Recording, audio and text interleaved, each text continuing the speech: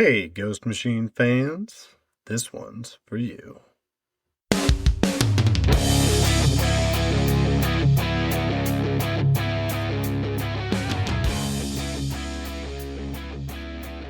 Welcome to the Ghost Machine Fans Podcast, episode 81. Our octogenarian escapades continue with a release day deep dive back into the family Odysseys. Rockefeller Time Crisis be damned, Richie and Ray have some trick-or-treating to do. But will that get them on Auntie Darth Rayna's radar? We're about to find out. I'm Nick, and as usual, I'm joined by my special friend, Snoggle. My dear, what did you do today, and how are you? I'm great. Special friend. That was the thing we started in the beginning. If you go, like, that was in the first 10 episodes. You remember that? I know. I remembered that, so I put it back. I'm good. We went to a Bengals game today. I'm not very happy about the outcome, but we got to go on field, and that was pretty cool. And, free food, all the likes. And our son won at soccer today. It's been a spectacular day for the Wilsons. It is a spectacular day for the Wilsons. Then we can top off with another deep dive for everybody, right? Mm-hmm. Rock and roll. Well, before we get to it, I have a shout out for someone that has many tagged us in the past and has recently started collaborating with us. And that's Gary Phillips, aka GLP_comics. That's the handle on Instagram where you can find Gary. And he posts like about individual issues of comics usually, and with a picture of that issue. And he recently collaborated with us on something like that with a Sugar Scream 1 for 20 variant, the one that Sean Von Garman that we've talked about many times, a Gruel Grains cover, and also a Rook Exodus number 7, 1 for 20, the Gary Frank cover. And actually, we're going to talk about that, and not Gary Phillips, but we're going to talk about that Gary Frank variant cover in the listener mail too. So thanks a lot to GLP_comics on Instagram. Make sure to go ahead and give that account a follow. Check it out. And keep beating that awesome Ghost Machine drum with those sweet key issues. Because you're awesome. Because you're awesome. But not as awesome as the news, which is a segment that starts now. Today is Wednesday, October 29th. We are in the midst of spooky season, folks. It just so happens to be also the release date for the Rocketfellers number 10, the issue which we are deep diving into today. It also happens to be the release date for the Rook Exodus Deluxe hardcover, which we teased on our episode with Jason Fabok a few weeks back. But that is not all, folks. Geiger 18, Hornsby and Halo 12, and the Rocketfellers 11 are all on final order cutoff November 3rd. And there's more. I have to slide on into this news desk and compliment you with some additional headlines. There's some big stuff going on. So, hey, Snoggle, I have a question for you. If I said to you, have you ever heard of the comic book Youngblood? What would your answer be? No. Okay, fair enough. Do you remember in the 90s a comic book creator becoming famous for going on Good Morning America and being in a Levi Jeans commercial? No. Okay, all right. So that's and was I supposed to say yes to either of those things? No. This wasn't meant to go this deep. I'm but pretty we're gonna sure in take the it deep now. 90s, I would wait for NSYNC to be on Good Morning America, not to brag. And to clarify, I am only 2 years older than you. So it's not as if there's some massive difference between us. Yeah, I love that you put in the only, though. Only Well, 2 years. You are 2 years older than me. mm-hmm. Yes. Indubitably.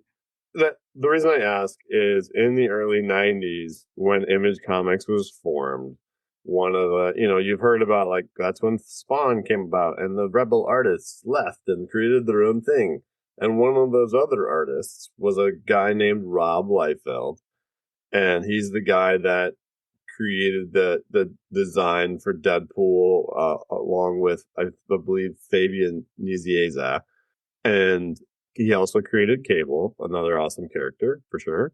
And Rob recently came out with a new Youngblood series after quite a long time. And to promote that, it appears, Ghost Machine and many other Image publishers, because remember, Image is its many own publishing houses within it.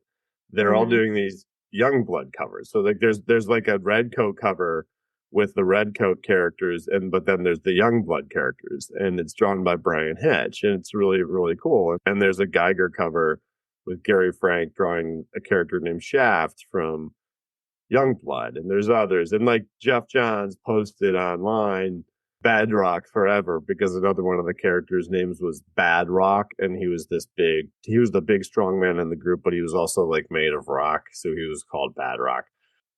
For a lot of people, Youngblood was the thing that they identified with, and it was because Rob Liefeld at the time was the youngest of these 6 superstars, and he was the rock star one, and he was on the Levi Jeans commercial and all this other stuff. And so, he's still famous to this day and has a following. People know it. But there's this big thing right now going on for Youngblood, and it's pretty cool. I'm going to check it out. But either way, the covers that Ghost Machine is doing on their covers as variants that are coming very soon are really neat. So Geiger 18 has one of them, and you'll want to check it out. They're really neat. There's an Yvonne Hayes one that is Pranky versus the character named Chapel, and Chapel is a hardcore villain bad guy, also crossed over into Spawn, and Pranky's with his powers, though Pranky probably would put I don't it's a really funny, I'm sure that it's not, I don't believe it's happening in the comics at all, but it's just a cool pairing that Yvonne did on a cover. So anyway, if you like Youngblood, check out those variant covers. That's dope. Aren't there some solicits as well? Yeah, we just got solicits for Hyde Street 12 and Redcoat 17. Hyde Street 12, it looks like it's going to be the continuation of the Butcher storyline. Remember, we haven't seen 11 yet, and that's where that's supposed to begin, I believe. And it was neat the way that the 17 one is described. It's there's stuff we would tell you, basically, but we can't because there's a spectacular surprise coming in issue 15. So we can't tell you about issue 17 until after that. I think I know what the surprise is. And that's a whole bunch of spectacular news. But we're ready to talk about the book. We're ready to get back to the family Odysseys. We're family-oriented folks around here. We love these books. We love these Thomasian written joints, man. We love them. And this one's the Rocketfellers number 10, which came out today. And there are 2 covers for it. I really like this first one. As you remember, usually Francis Monopool, the main artist on this series and co-creator with Peter Tomasi, he tends to do one of the covers. And in this case, he did this Halloween-themed Rockefeller family cover.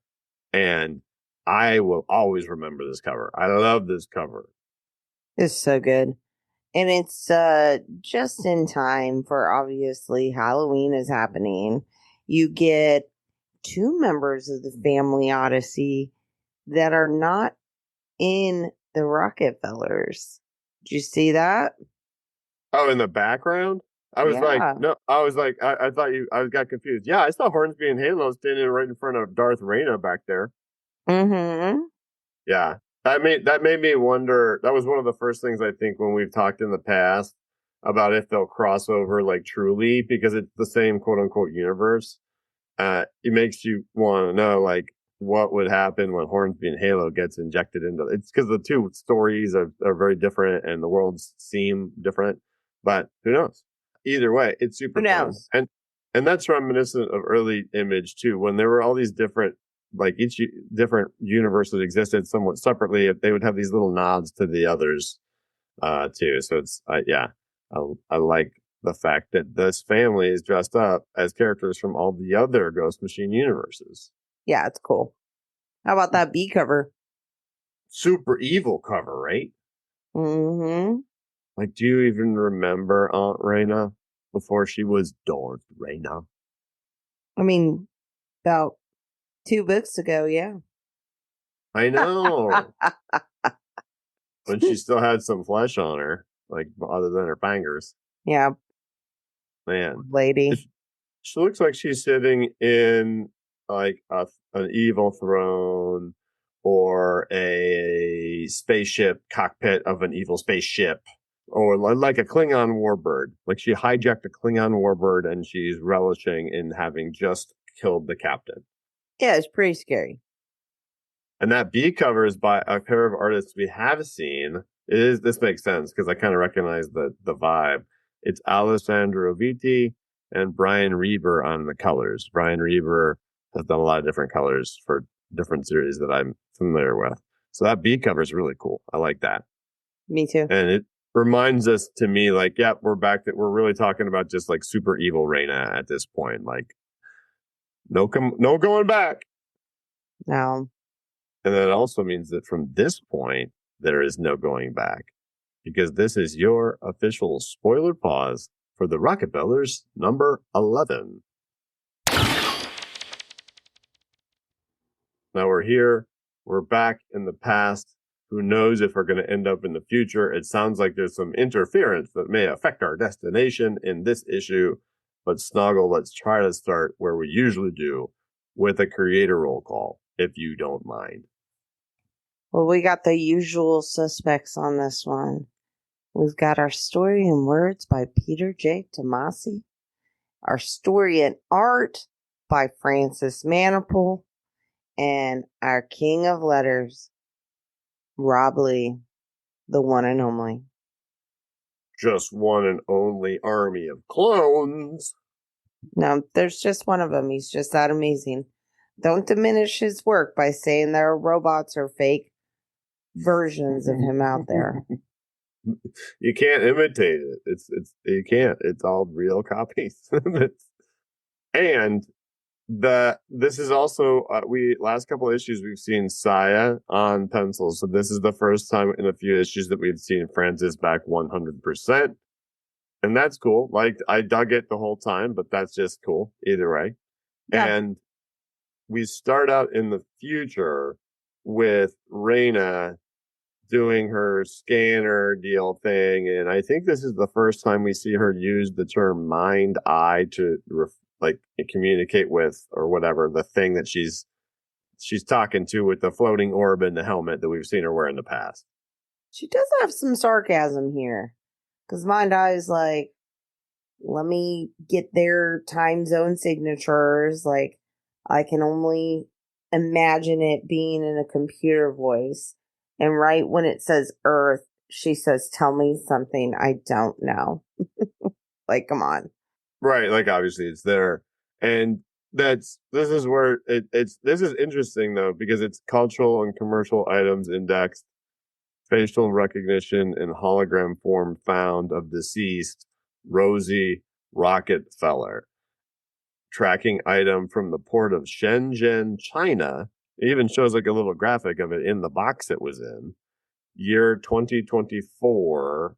And then it gets to the US short version. It ends up at the Rockefeller family for Christmas Eve. If you recall, back when they were in the issue with that giant Christmas tree and everything, there was a little like a device, I believe, that Richie had, and he turned it on. And it was so they could all see a hologram of Grandma. It wasn't the live one that we saw way back in Ghost Machine Primer issue or whatever, but it was just that little one, so they could all see her. Remember that? I do. Do you feel like at the end of these panels where it shows Raina and we actually get to see, I guess, her good eye, you think there is like a bit of oof in that eye or no? I think that's just like no emotion, dead eye, Raina. The one that's glassy? Yes. When it's glassy, yeah, that would make me curious if there was something emotional for sure. For sure. Either way, it's really cool lighting and color, the way it's drawn. It's pretty amazing. Mm-hmm. For sure. I see what you're saying. And she gets the address, the details, all the way down to also their alias last name and where they currently are as of October 31st, Halloween 2025, 2 days after this issue. It stands. So even by reading this comic on release day, it's like you're experiencing time travel. Talk about a value add. But that page is really, really awesome. That full page spread that does, you can see her eye in this one, and to me, she has like an evil smirk, and one of the cables is disconnecting with this big pop. There's no like written pop or whatever, but you see that like in the light and the little thing that there's there, the flash. And then she says thank you to the computer after she gets all the information that she wants. And to me, that's a pretty evil moment. Like, now she's going to go after him. Yeah, it makes it even more evil how polite she is to the computer system. Yeah, that is pretty weird. Kind of like she's talking to her evil self. And that's all she really needs. It transitions to the family, though, basically packing up to go because Roland is very concerned about danger now, validly so, and the youngest two, want to go trick-or-treating. They do. Because they don't know when they'll be able to get so much chocolate and candy again. And it's like, well, where do you think you're going to end up? You know, are we about to have like a 6-issue arc in medieval, London or something? Like, or what could happen here? It makes me curious, right? But in all fairness, they're children. Yeah. They'll come up with any excuse to go trick-or-treating. At this point, the reason they want to change, like get going, they don't actually know that Raina has like landed in the area by any means, right? Like they don't know she's actually found them here, which is why he's letting them go do this. Mm-hmm. Okay. And they do go trick or treat. They don't. What's ironic, even though they have that really cool cover, that wouldn't really be the case in this world. So they get dressed up in their like Challengers of the Unknown spacesuits, and they get pumpkin heads. Yeah, I think that is actually so cute. That's a cool panel. People eaters. Adorable. I'm so scared. Please don't eat me. Nice. Happy Halloween. And they do reminisce about how basically all this food tastes way better than any of the stuff they ever had in the future, which reminds us it's like they're not from the Jetsons' future. It's not super great, even though they have tech and time travel. They don't like the quality of things and obviously Grandpa was talking about when he was in the desert at war. He's like, it beats synthetic desert pills any day, but they're talking about the different brands of candy that they like. And they're excited that they even just get to, like Rachel says, her favorite part is that they have to chew them to enjoy them. Yeah, as opposed to just literally, I guess, taking like a synthetic whatever, a pill. Yeah. And I'll say, Ray said that dark chocolate raisinets are the favorite. And I'm like, I don't think I've ever seen dark chocolate raisinets, but now I want them. Yeah, I believe that they exist, but I think it typically in the movie candy section, the raisinets that I have had access to and purchased many times were milk chocolate. So if you're a raisinette connoisseur, and you'd like to clarify the dark chocolate option for us, feel free to let us know at ghostmachinefans@gmail.com. I love how Raina enters the trick-or-treating, whatever, fanfare, excitement, very subtly, like an evil Terminator just appearing. And because it's Halloween, like no one's afraid. They Oh, all assume it's a costume, and I just absolutely love that. And again, even Raina here is, you sure look scary. And Raina goes, I hope so. A lot of work went into it. it's really, really cool though. They keep going. There's a whole page of this. And come on, you have to indulge me for this brief tangent. There's all these young kids. There's 6 of them that are like, you look super cool. And she says, thanks. So do you. Great undersuit lighting makes you look wicked in the dark. Yes, that's the idea. And it's like she keeps responding to them as if she really is some sort of cosplay or whatever. And that's really, really endearing. And then you get this amazing Frances panel where she's got this weapon / apparently transporter bike thing that's strapped on her back that looks insanely huge. And she's talking to, another one of those children in front of her. And so it appears at this point, even though they're all packed up with their giant who's he wants it strapped to the top of the van and ready to go. They can't get a hold of Reggie. Right. So it's not that they're like, hey kids, get back, we gotta go. It's more like they're in a holding pattern anyway, because nobody knows that the dark side has landed yet.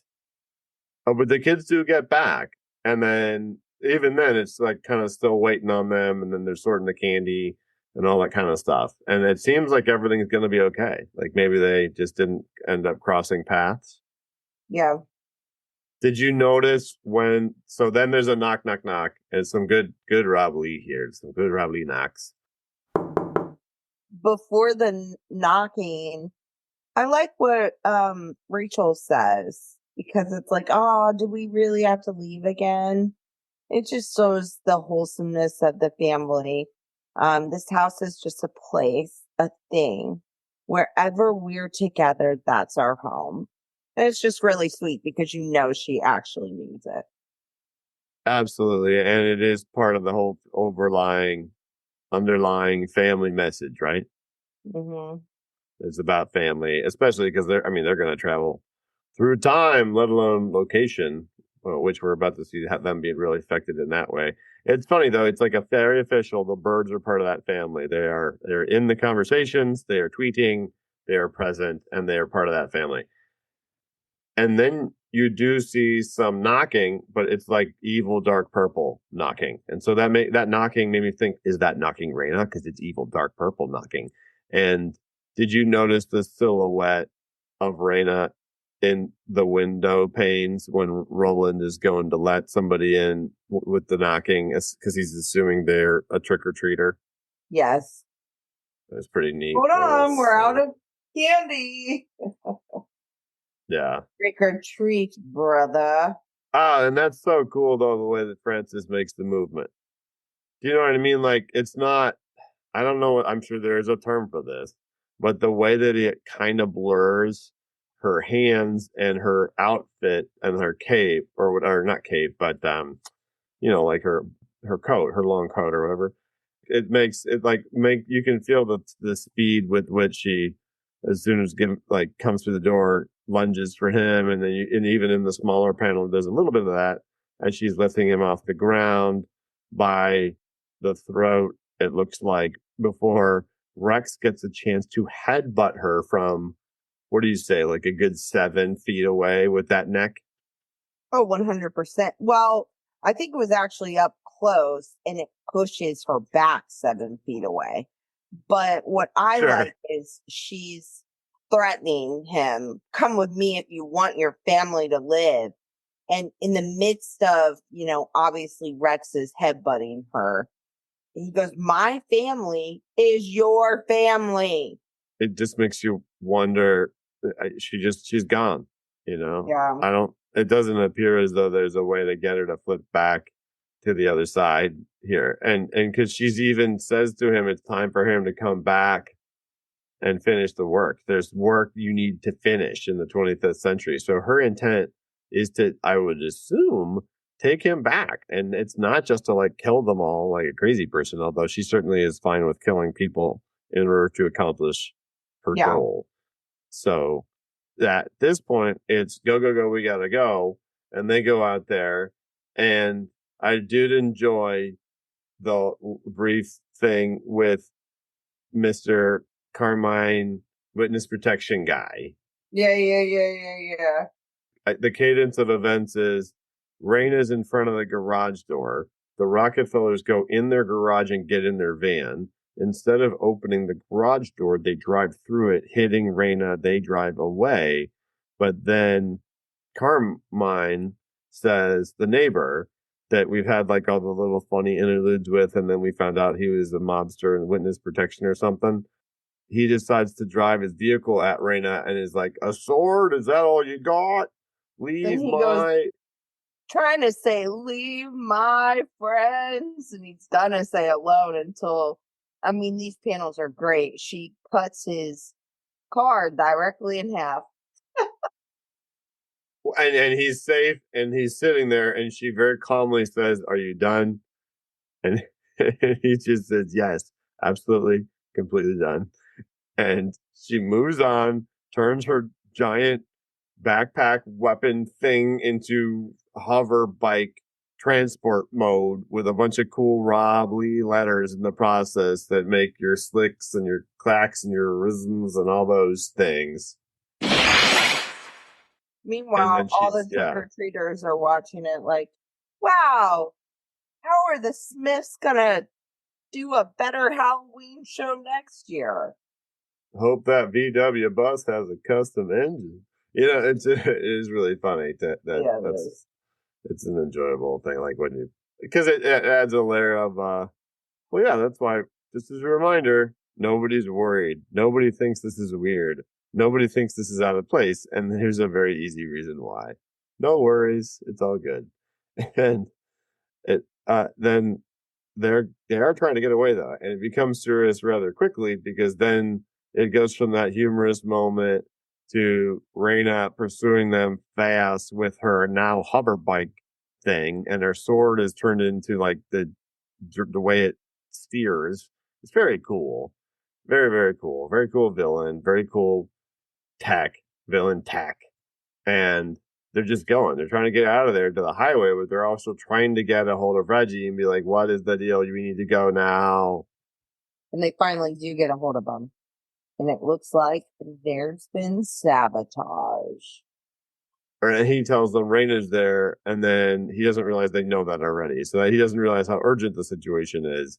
And he's explaining that his fiancee, Liz, back in the 25th century, the two of them, Liz and I have been trying to get you out of there, but there's something wrong with our spatial zoners. I hate it when my spatial zoners go awry. Oh, yeah, bother, really. They're take being a jammed. Casual time zone or time travel trip, but there's a layer here. They're being jammed by an outside energy source, and then he's like, "Is it Jacob and Kronax?" And he says, "That'd be my guess, Roland." So that if that's true, then that means that at some point in the future, we should fear that Reggie will be accosted in some way. If that's who it, or whatever, like if Jacob and Kronax know to target that to mess with their particular spatial zoners, then they're also targets themselves and in danger. They need to join the family through the time portal, but then they wouldn't be able to help them from the 25th century either. It's true. There's a lot going on there. Wow. And they're basically like, we can't do it. And then Rachel is like, just tell us what you can do. And they're essentially like, well, we can hide you, except for Raina. Raina will still be able to see you. And so that's not a solution. And then Grandpa decides, while they're trying to figure out a solution, that he's going to confront Raina. Yeah. And I actually really love that. because again, pretty sure that's his daughter, correct? Yeah, they're going back and forth, and he's saying they can only have to keep them in like a limited number of time zones. Like it's not totally clear exactly where they're going to end up Yeah. if they try to do this. And Grandpa opens the back doors so that he can say to Raina Well, that it's cute because one of the kids goes, I think she wants us to stop. And it is just like a really cool move. He opens them up and said, because the only one who's going to stop is your Aunt Raina. As she's trying to be like, Father, don't make me. And it's probably don't make me hurt you or something of the sort. right. But he cuts her off. Yeah, And he then we tosses get a this duffel sweet, bag at her. yeah, we get this sweet Rob Leaf. Yeah, and like the sound of the hover bike's nose smashing into the ground as she has to like realign it. And it really just slows her down for a moment, but it gives them time to get a little bit away. And then what did you make of this? Like it seemed as though they like rapidly ported between multiple locations and then landed in some place. Yes, I think that's exactly what happened. It was super duper random. Well, it looks like at first they zap out and then into over a cityscape, like they would have just been falling, presumably. They zap out and then they're in a cornfield farmland type of thing. And then someplace with a streetcar, and then Mount Rushmore, and then it like instead of going from left to right on this amazing 2-page splash from Mr. Maniple, it falls down, and you can see it because of where he put the energy flow, and then it's like from left to right and then down as it falls with this crazy Rob Lee FRAZZ with this lizard overlooking it, which to me implies it's some sort of deserty location or something of I'm gonna that. assume it's the Badlands. And the reason that we would assume that is because the preview for issue 11, the cover says "Showdown in the Badlands," right? Uh-huh. Yeah, for sure. And there's a little bit of a sign on the last page because on the last page they crash their it looks like their front end forward. So hopefully they're okay somehow. But then like there's some sort of structure that you get a teeny little bit of cut off sign, and you can see the word Army, Berlin, and the word range, I think. Or no, maybe just range and army, but something is there on the left. But yeah, like you said, the really it's a great looking cover. That for number 11, the family's inside the crashed bus van, and then there's a lizard out front, and then you see Raina's shadow. So Raina has followed them to there. We can look forward to further confrontation in the Badlands, a showdown, in fact. Yeah, that's so. It is. Okay. This series, I'm enjoying where it's going. I'm enjoying how I don't like Raina as a person anymore, which is why I like her as a villain. It's working for me. So, Yeah. way to deliver this, and I feel like that they did the pacing really well, and now it's like it's in a good spot where I can really enjoy it. I've enjoyed it the whole way, but I'm really enjoying where it's gotten to. Is the best way I can say it. I absolutely agree. But speaking of where it's gotten to, we have gotten towards the end of our episode this time, which means it's time for a listener mail. Would you like to read this one, Snoggle? I'll read it as long as you call the mail what it is called. Oh, that's right. If you don't mind, would you please contribute your dulcet tones to this segment of fantastic mail? Ah, excellent. This week's fantastic mail comes from Philippe Sano. Hello, Ghost Machine fans. My question is about the 1 for 20 variant of Rook Exodus 7. It is a Gary Frank cover featuring Direwolf. People online are saying there's another version of this cover that was a convention exclusive. How is that possible if Rook Exodus 7 just came out and there were no exclusives for Ghost Machine at New York this year? Nick, what's your explanation for this?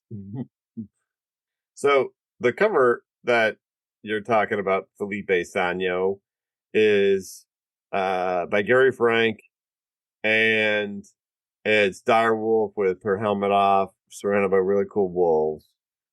And it's the 1:20 ratio variant of Rook Exodus 7, which just came out like a few weeks ago. You know, we talked to Jason about it a week after it came out on the show, and I think it was the second week of this month that we interviewed him. And it is one of the coolest covers. So there is another time that this is what's weird about this. Like, it's there. Yes, there is another cover that is this exact image, but it's a virgin cover and it's foil. And it was a convention exclusive from one of the fan expos that they did in 2024. I don't remember which one. I think it was like the Denver one or the Toronto one or one of those, but they did a lot of fan expos in 2024. And so the question is like, well, that's way before Rook Exodus 7 came out. Rook Exodus 7 just came out, so none of this makes any sense.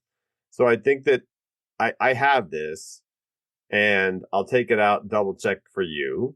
But I believe that what it is, it's this exact image in color, foil, but it's a variant, Rook Exodus 1. It's either a variant of Rook Exodus 1 or Ghost Machine #1, but I believe it's a Rook Exodus #1 variant from a convention, and that this is now the 1:20 ratio variant for Rook Exodus 7, and it's not foil, and it is not virgin, but it is really cool, and it is not the same comic on the inside, so that's where it's like a little different and weird. But my impression is that both of them are hard to find, but the foil one, a lot of people hear about this and they're like, what are you talking about? When was this? Where do I get this comic? And there doesn't seem like there are a whole lot of them, but I don't have a print run or any of that kind of stuff if you have those types of questions. So I think that that's nice because I know that collecting people probably want all of the face shots of Direwolf and Rook and like their face plates, their masks, their animal masks. What's that thing that they put on their head? the helmet. Okay, helmet. Yep, helmet. And people love those too. Those ratio variants with the helmet, the foil versions of those first several issues. Very, very awesome. Yeah, I'll take a look at that. I'll pull it out for the next episode and mention it. But I know I believe it's a Rook Exodus #1 variant. But it is a pretty neat, difficult to find cover. And if you would like to write in, like the fabulous Felipe Sanyo did, with a fantastic mail, then you can do that by emailing ghostmachinefans@gmail.com. And next week, Snoggle, can you believe it? We're already going to be talking about Rook Exodus #8. That's going to be on November 5th. That's when that one's coming out. That's very exciting. It seems like, because we just talked about #7, it feels like. I you know know what I mean? Yeah, that's the one. There's a bunch of spiders on the cover and the Mad Dog. There's a one of those face variants for Mad Dog, I believe, the Bloodhound, or one of those. Mm-hmm. I think Bloodhound, the Mad Dog Warden, is what I'm trying to say. And so definitely we're excited to talk about that next week. And if you want to check out all of our other content, you can do that by visiting www.ghostmachinefans.com, where you'll find our wiki and our social platforms, Also, make sure to check out the Ghost Machine Comics Reddit, ran by friend of the show, Flashy Transition 737. And on the Reddit and our Instagram profile, there's the link to the Discord, which is growing more and more every day. There's over 100 people in the Discord now. Way to go, folks, out there in the community, building that up. Amazing. And thank you so much for joining us tonight on the Ghost Machine Fans Podcast. Darth Reyna's podcast.